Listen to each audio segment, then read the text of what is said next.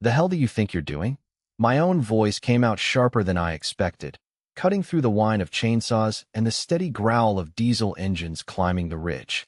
The smell hit me first: fresh-cut hardwood, bar oil, and damp mountain earth.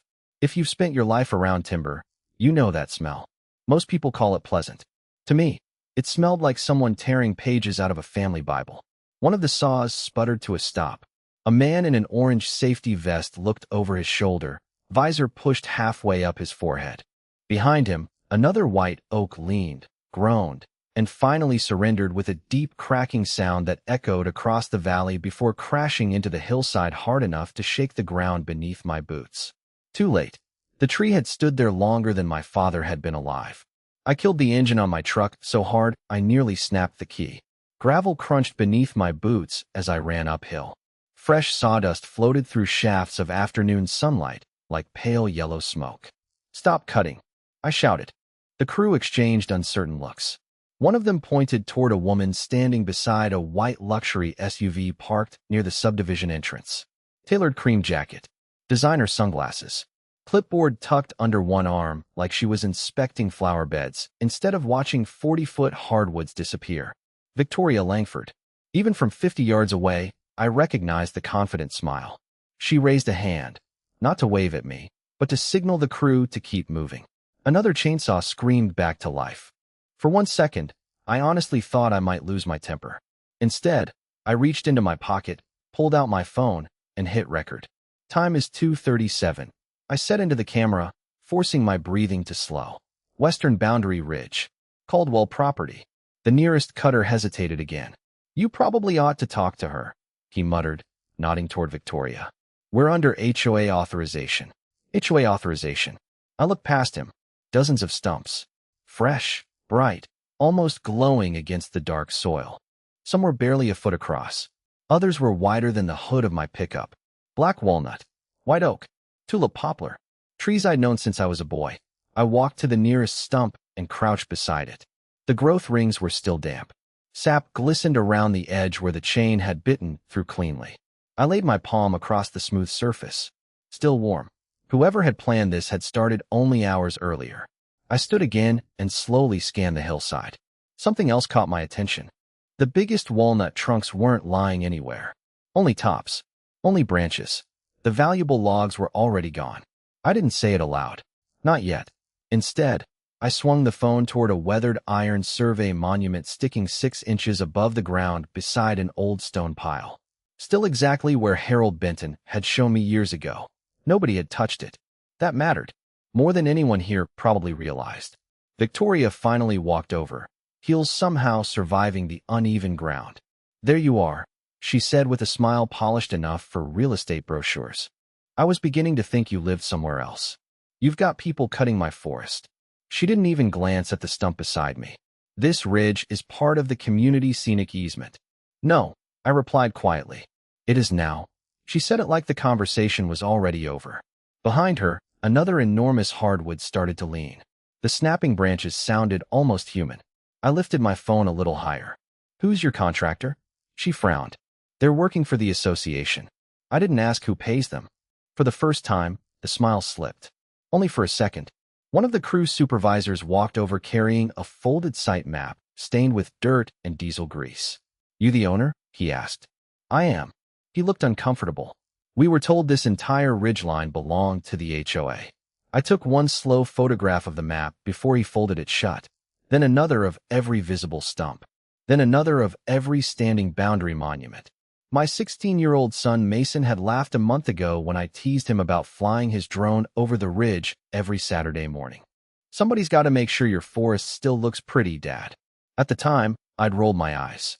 Now, that memory surfaced so clearly it almost drowned out the chainsaws.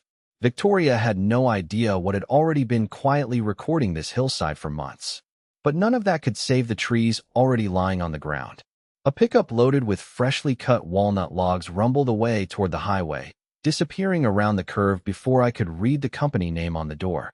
I watched it vanish. Then I looked back at the empty spaces where those trees had stood for generations. This wasn't a mistake anymore. Someone had decided my family's ridge was worth more as somebody else's view. I didn't follow the logging truck. Every instinct I had told me to chase those walnut logs before they disappeared into a mill somewhere, but experience has a way of quieting adrenaline. Once evidence leaves your property, you need something stronger than anger if you ever expect to get it back. So I stayed. The chainsaws had finally gone silent. Wind moved through the opening where the canopy used to be, carrying sunlight into parts of the ridge that hadn't seen direct afternoon light in decades. It looked wrong. Naked. Like someone had knocked out the front teeth of an old friend. I photographed every stump from 3 angles. Then every boundary monument. Then every set of fresh tire tracks leading toward the subdivision. The crew had packed up quickly after I'd started recording. Most of them wouldn't even look me in the eye. They were contractors doing what someone hired them to do. Whoever had really made this decision wasn't wearing steel-toe boots. By sunset, Claire met me at the ridge carrying 2 bottles of water. She stopped beside the largest white oak stump and didn't say anything for almost a full minute. "I can see the lake," she finally whispered. That was the problem. 30 years of growing hardwoods had hidden nearly every expensive house inside Willow Ridge Estates from our side of the mountain. Now the roofs gleamed through the opening like polished coins. Claire looked across the valley. They didn't clear this for safety. No, they cleared it for someone's view. I nodded. The realization settled heavier than I expected. My grandfather had planted almost nothing on this ridge. Nature had done the work. His contribution had been something far harder. He simply refused to cut it. Growing up, he'd always say, "Anybody can harvest a tree. It takes patience to grow one you're never planning to sell." People assumed I became a consulting forester because my family owned timberland. Truth was almost the opposite. Watching him preserve these stands taught me that a forest isn't just measured in board feet. Sometimes the most valuable tree is the one you intentionally leave standing. That evening, I unlocked the fireproof cabinet in my office and spread decades of records across the dining room table. Original deeds, forest stewardship plans, annual management reports, species inventories, old aerial photographs dating back nearly 25 years. Mason wandered in carrying his laptop. "You think they'll deny it?" he asked. "They already are." He opened a folder without another word. Every Saturday morning for the last 8 months, he'd flown his drone along nearly the same route, practicing photography while I checked trail conditions below. Hundreds of dated images. Same ridge. Same trees. I smiled despite everything. "Don't change anything," I said. "I won't." The next morning, a certified envelope arrived by courier. Not from the county. From the HOA. Inside was a formal notice titled Scenic Corridor Improvement Compliance. According to the letter, the association had completed authorized vegetation management benefiting the community and expected adjacent property owners to maintain the newly established scenic corridor by preventing future obstruction. My property. Their corridor. Attached was another page inviting me to attend the next board meeting if I wished to discuss ongoing maintenance responsibilities. Maintenance responsibilities. I read that sentence 3 times. Then something near the bottom caught my eye. An exhibit reference. Exhibit B, Community Scenic Easement Map. There was no map enclosed, just the reference. I flipped the envelope over, checked every page again, even looked inside the empty sleeve. Nothing. Either someone had forgotten the single document supporting their entire claim, or someone had never intended for me to see it in the first place. As I laid the notice beside my grandfather's original deed, the silence inside the house suddenly felt much louder than the chainsaws had the day before. This wasn't one overconfident HOA president making a reckless decision anymore. Someone had prepared paperwork before the first tree ever hit the ground. And somewhere inside that paperwork, something didn't add up. The next morning, I drove straight to the Willow Ridge Estates clubhouse with the certified letter folded neatly inside a manila folder. The mountain air still carried the sharp scent of fresh cut wood drifting from my ridge, and every mile made it harder to ignore the widening gap in the tree line. From the subdivision entrance, I could already see houses that had been hidden behind hardwoods my entire life. Now they had a $1 million view. The receptionist looked up politely as I slid the notice across the counter. "I need a copy of Exhibit B." She scanned the first page. "The scenic easement map? That's the one." She disappeared through a hallway lined with framed photos of neighborhood holiday events and perfectly landscaped entrances. 5 minutes later she returned, looking noticeably less comfortable. Mrs. Langford says all project documents are being reviewed by legal counsel. I didn't ask for legal advice. I'm sorry. I asked for the map your letter references. Her smile tightened. I've been instructed not to release it. Not couldn't. Not didn't have it. Not authorized. Just instructed. I thanked her, took back my paperwork, and walked outside without another word. People who actually own supporting documents usually show them. People who refuse usually have a reason. My next stop was the County Register of Deeds office. I've spent enough years reading plats, surveys, and timber descriptions that I can usually spot a bad property line before someone finishes unfolding the paper. Harold Benton taught me that. Measure everything. Assume nothing. The clerk pulled the subdivision records while I requested every easement recorded against my family's parcel. The printer hummed for several minutes. I spread the documents across one of the long wooden tables beneath fluorescent lights. Subdivision plat, utility easements, drainage easements, road maintenance agreements, conservation tax filings. Nothing. No recorded scenic easement crossed our ridge. I checked the legal descriptions again. Then again. Every meets and bounds call traced exactly where I already knew the iron monument stood. The line never moved. It never had. The only scenic easement recorded anywhere nearby belonged to a completely different parcel nearly half a mile south. I photographed every page before carefully sliding the originals back across the counter. Outside, I sat inside my truck with the windows down, listening to the faint buzz of cicadas. Something still bothered me. The HOA letter hadn't merely claimed an easement. It specifically referenced Exhibit B. Someone expected that exhibit to exist. That afternoon, I drove back to the ridge. Fresh rain during the night had softened the soil, making tire impressions stand out with surprising clarity. I followed them slowly until they disappeared near the temporary staging area where the logging equipment had been parked. Most people look for footprints. Foresters notice paint. Bright orange survey paint marked several remaining trees that hadn't been cut. Odd. Those marks didn't match the blue forestry paint I'd used during stewardship inventories. I walked farther. Another orange stripe. Then another. Every marked tree stood several feet inside my property line. Not on it. Inside it. Whoever painted them hadn't been following an actual survey. They'd been following something else. As I photographed each mark with my GPS running, an SUV rolled onto the gravel access road behind me. Victoria stepped out wearing hiking boots this time instead of heels. You really ought to stop wandering around active work areas, she called. This isn't a work area. It is until the project closes. I didn't answer. She glanced toward my phone. Taking more pictures? I'm keeping records. Her expression barely changed. Just don't remove any markings. They're important. She turned around before I could respond. That one sentence stayed with me long after her SUV disappeared. Important to whom? I walked back to the nearest orange-marked oak and crouched beside it. The paint stripes stopped abruptly at the bark.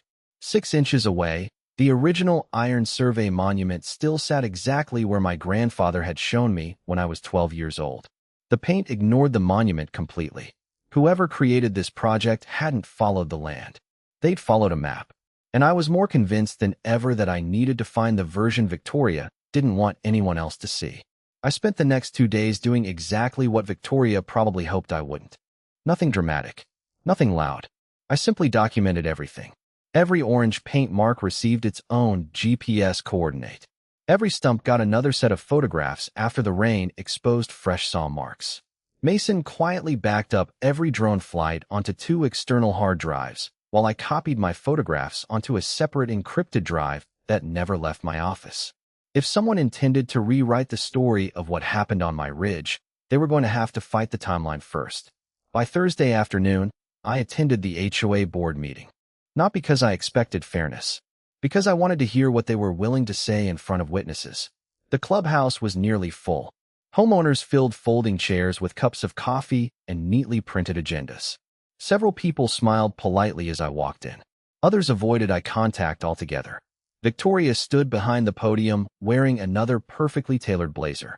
A giant photograph filled the projector screen behind her. It showed the newly cleared ridgeline glowing in late afternoon sunlight. The room actually applauded. Our scenic corridor improvement project, she announced, has dramatically enhanced mountain visibility and increased neighborhood appeal. She clicked to the next slide. 3 real estate listings. Each highlighted the exact same phrase. Panoramic mountain views. I felt Claire's hand tighten around my wrist beneath the table. Victoria never looked at me. Naturally, she continued, a small number of adjacent landowners have expressed concerns, but our legal review confirmed the association acted entirely within its recorded rights. Legal review. Again. Still no map. Still no Exhibit B. When the floor opened for comments, I stood. I'd like a copy of the scenic easement referenced in your certified notice. Silence. Victoria smiled. Our attorney has advised us not to discuss ongoing legal matters. I asked for the recorded easement. Our documents speak for themselves. They would, I replied, if anyone outside this room were allowed to see them. Several heads turned. Not toward me. Toward Victoria. Only for a second. Then she moved on to landscaping budgets as if I hadn't spoken. The meeting ended 15 minutes later. As people filed into the parking lot, conversations stopped whenever Claire and I walked past. One elderly homeowner quietly caught my arm. I'm sorry about your trees. Before I could answer, he glanced toward Victoria talking with several board members. I can't get involved. Then he walked away. Fear has its own body language. You learn to recognize it. The following morning, another certified envelope appeared in my mailbox. This one wasn't an invitation. It was a violation notice. According to the HOA, my pickup truck had been photographed obstructing community maintenance operations. Another page accused me of interfering with authorized contractors. Failure to comply, it warned, could result in legal action seeking damages for project delays. I laughed, not because it was funny, because my truck had never crossed onto HOA property. Someone wanted a paper trail, just not an honest one. I placed the notice into the same evidence binder as the others without writing a single response. That afternoon, I noticed fresh wooden stakes along the newly cleared ridge. Survey flags fluttered in the breeze. Bright pink this time, not orange. They extended nearly 40 yards farther into my property than the trees they had already removed. I paced the distance twice, then photographed every stake beside the original iron monuments. Claire walked up behind me carrying binoculars. They're coming back. I know. For more trees. I looked beyond the flags toward the remaining stand of old black walnuts my grandfather had always called the guardians of the ridge. Those trees hadn't been marked 2 days earlier. Now several carried fresh bands of orange paint. Victoria wasn't defending what had already happened. She was preparing the next phase. Whatever map she was using no longer stopped where the first chainsaws had stopped. If I waited much longer, the next section of my family's forest would disappear before sunrise. And this time, they already knew I was watching. At 6:12 the next morning, Mason's bedroom door slammed hard enough to shake the hallway. Dad, I was already halfway down the stairs before he reached the front porch. The sound hit me first. Not chainsaws. Bulldozers. Heavy diesel engines crawled across the ridge with the slow confidence of men who believed every inch beneath their tracks belonged to them. The smell of fresh hydraulic oil mixed with shredded leaves drifted downhill as I grabbed my camera and ran. By the time I reached the boundary monument, it was over.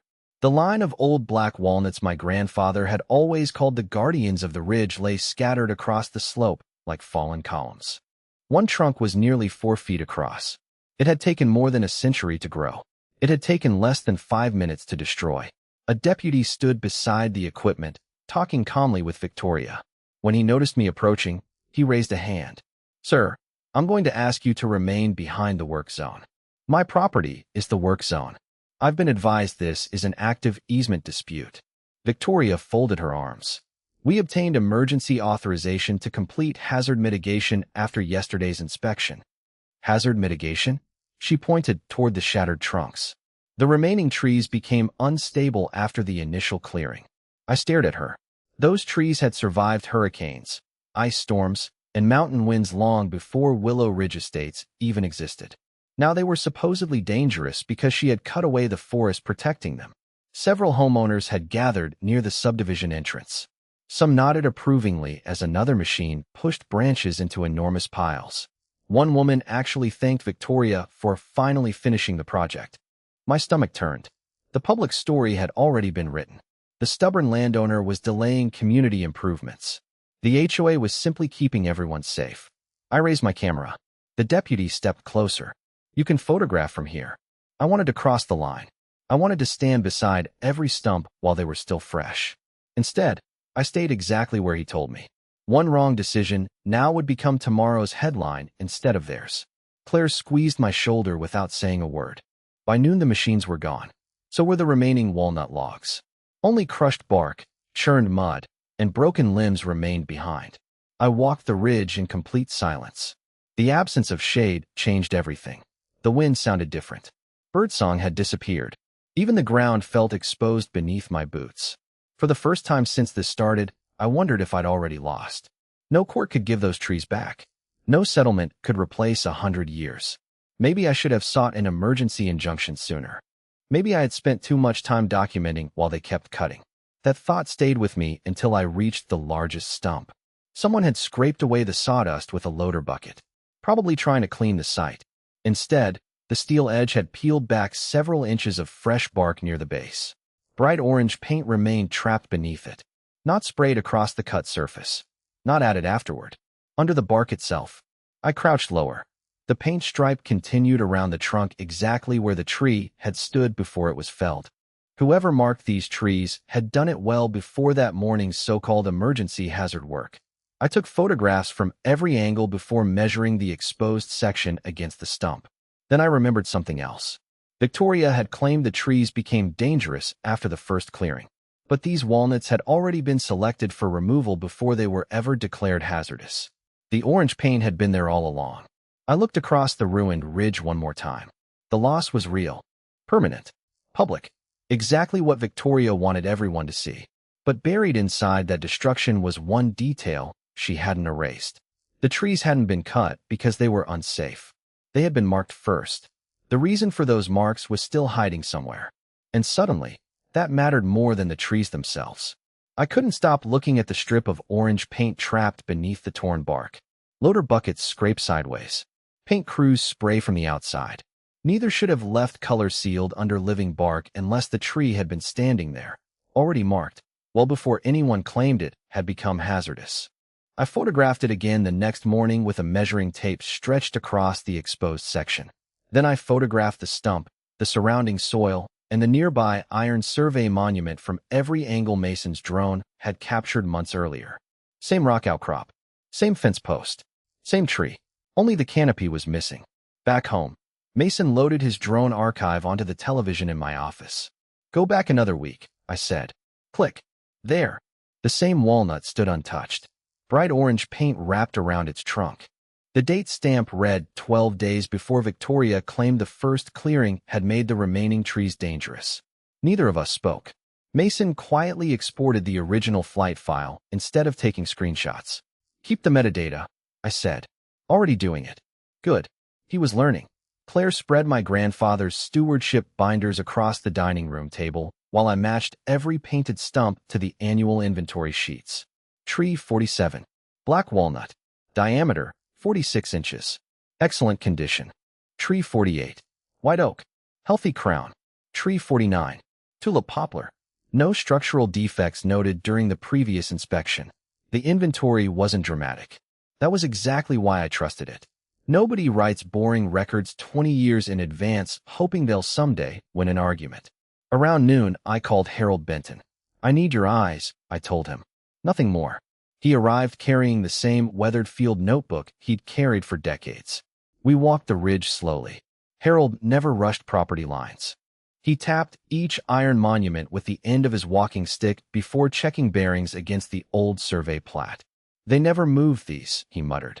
I know. He studied the remaining orange paint on several untouched trees farther down the ridge. Then he looked back toward the cleared section. They weren't marking hazards. What do you think? They were marking a cutting line. Exactly what I'd begun to suspect. Not proof. Not yet.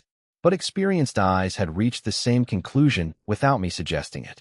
Harold signed and dated his field notes before handing me a photocopy. I scanned it immediately after getting home. Original into the fireproof cabinet. Digital copy onto 2 separate drives.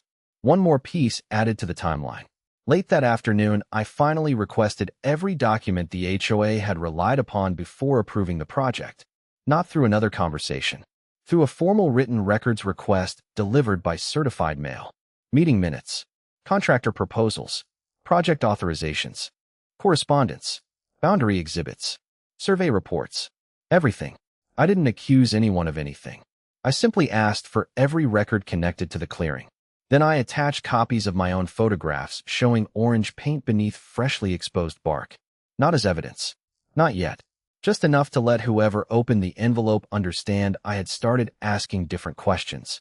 Victoria called less than an hour after the delivery receipt posted online. I watched her name appear on my phone, then disappear. Voicemail. 30 seconds later, she called again. I let that one ring too. People become surprisingly talkative when they think they're losing control of a conversation. Instead of answering, I opened a new binder.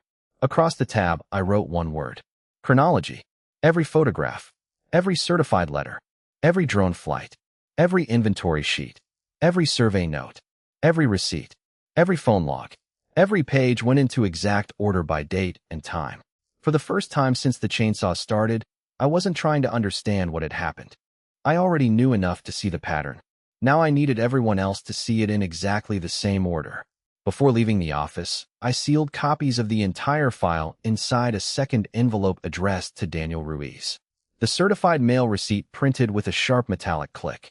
As I slid the envelope across the post office counter, I realized something had changed. Until now, I'd been preserving evidence.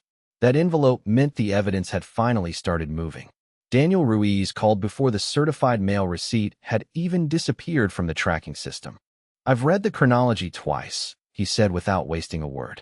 Don't send me anything else electronically. Bring the originals. The next morning, I carried 2 fireproof document cases into his office. One held the originals. The other held duplicate copies arranged in exactly the same order. Daniel never shuffled them.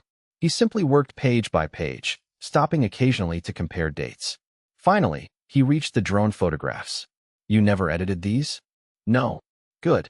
He placed Mason's original flight files beside my photographs of the orange paint trapped beneath the bark. 12 days apart, he murmured. Same markings. He didn't smile. Lawyers who have handled property disputes long enough know better than to celebrate before the other side starts talking. Instead, he drafted a formal preservation notice. Every project record, every survey, every email, every contractor communication, every invoice, every internal discussion related to the clearing. The letter instructed the HOA not to destroy, alter, or discard any document connected to the project. If anything disappears after they receive this, Daniel said, sliding the pages into an envelope, that becomes its own problem. I watched him seal it. Until then, I'd been protecting my evidence. Now we were protecting theirs. 3 days later, the response arrived.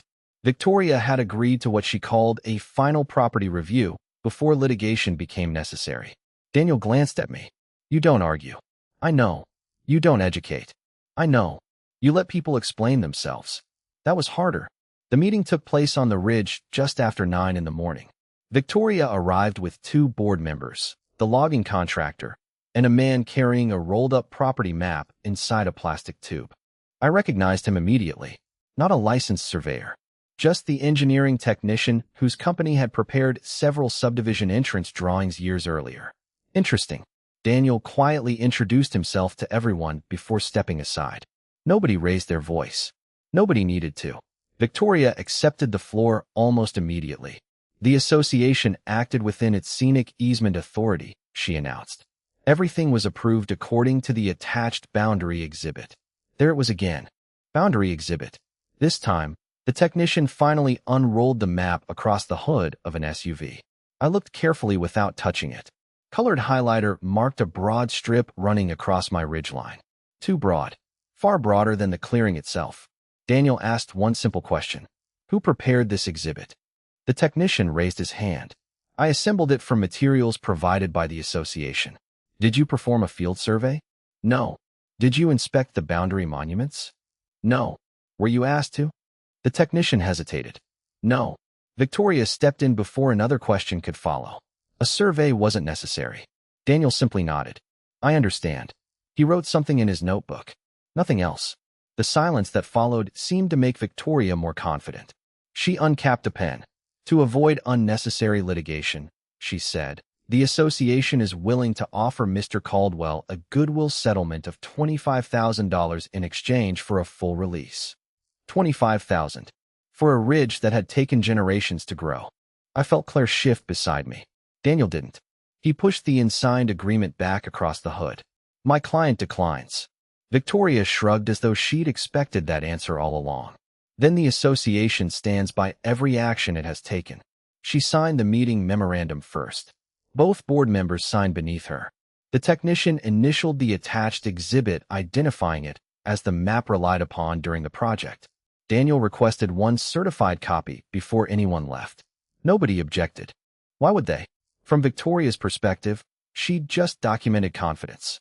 From mine, she documented something much more valuable. For the first time, the map she had refused to show me now existed inside an official record tied directly to identifiable signatures. As the vehicles pulled away from the ridge, Victoria never looked back. She believed she'd forced me into choosing between surrender and an expensive lawsuit. Standing beside the untouched iron boundary monument, I watched Daniel slide the certified copy into his case without unfolding it again. The fight had quietly crossed a line neither side could erase now. Whatever happened next would no longer depend on who talked the loudest. It would depend on what everyone had just signed. 3 weeks after everyone signed that meeting memorandum, we walked into the county courthouse carrying the same 2 fireproof document cases I'd packed for Daniel's office.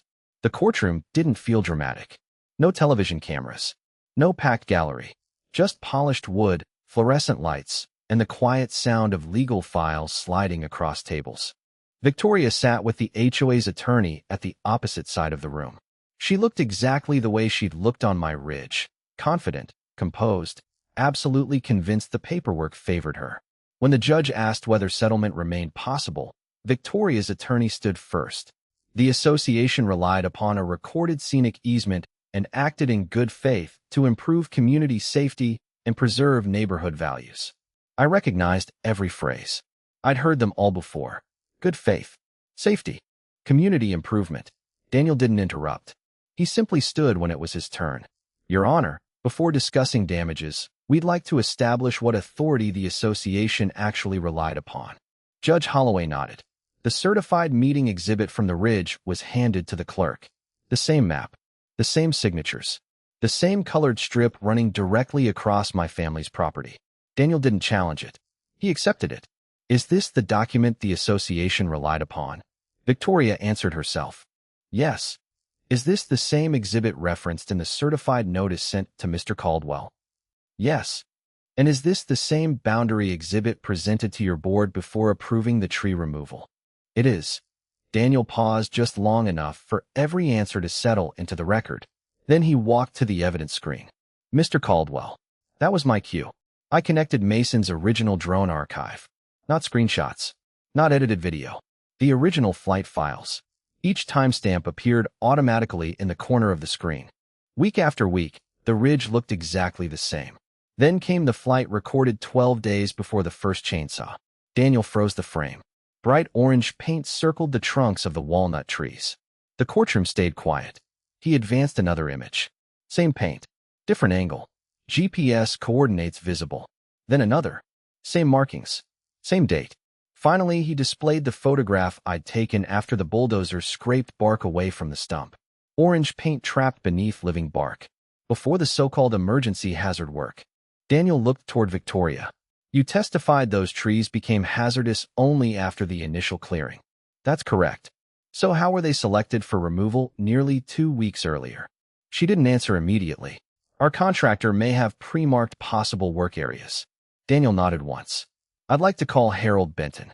Harold walked to the witness stand carrying the same weathered field notebook I'd watched him use on the ridge. He explained the iron boundary monuments, the original survey, the unchanged property line. Then Daniel unfolded one more document.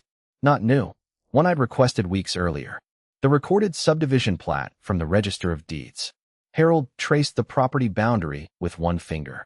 The scenic easement shown on the association exhibit doesn't exist on this recorded plat. Daniel asked only one question. Could the contractor have created this boundary independently? No.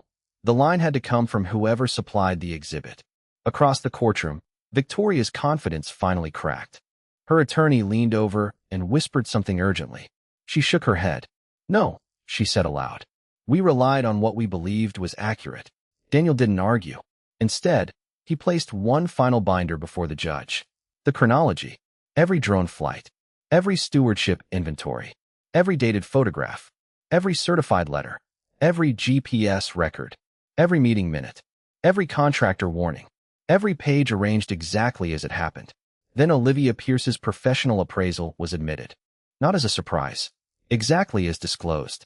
She explained, calmly and methodically, why these documented specimen hardwoods were valued far beyond ordinary harvested timber.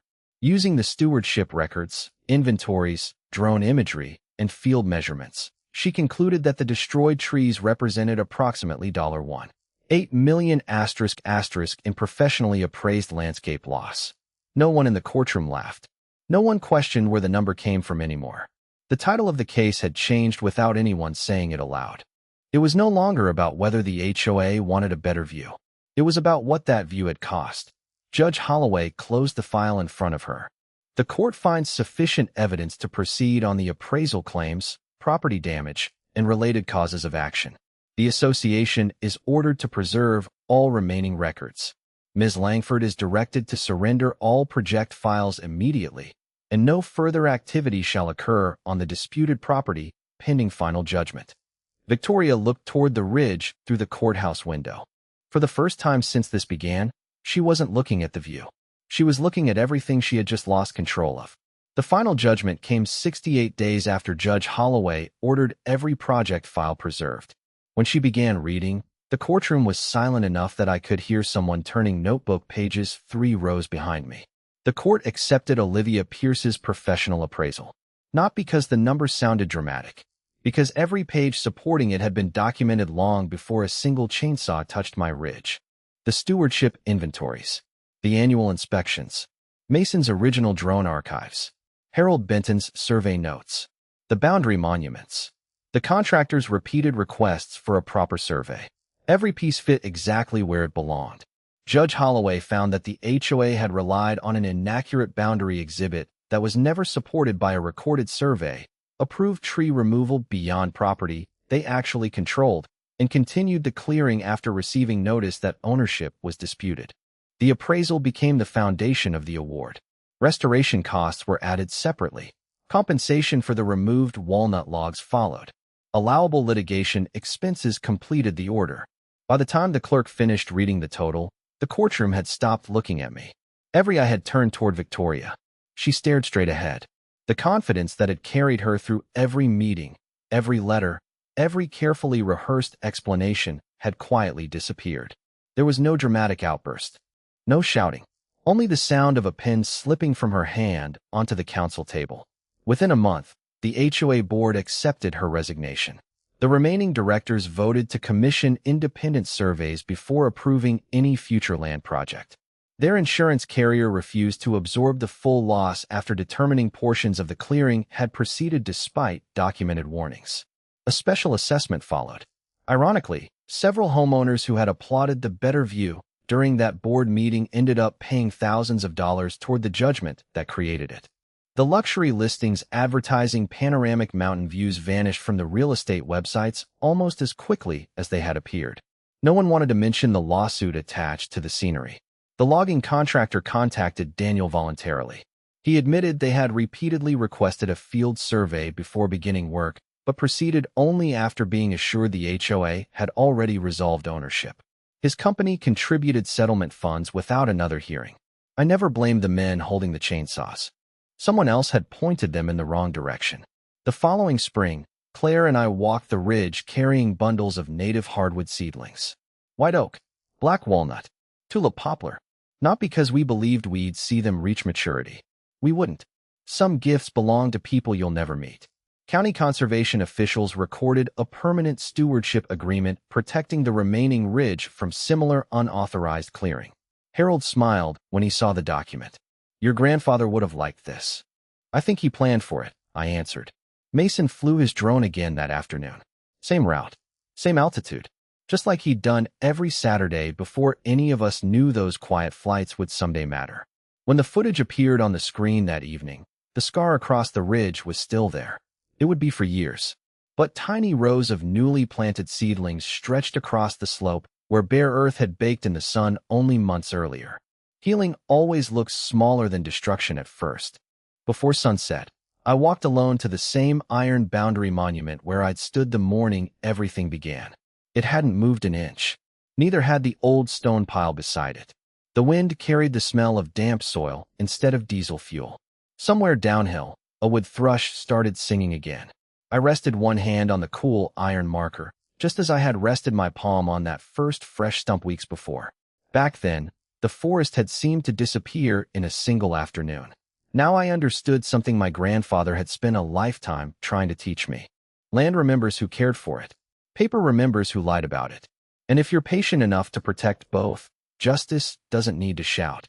It simply stands its ground, just like that weathered boundary monument, waiting for everyone else to finally read the line correctly.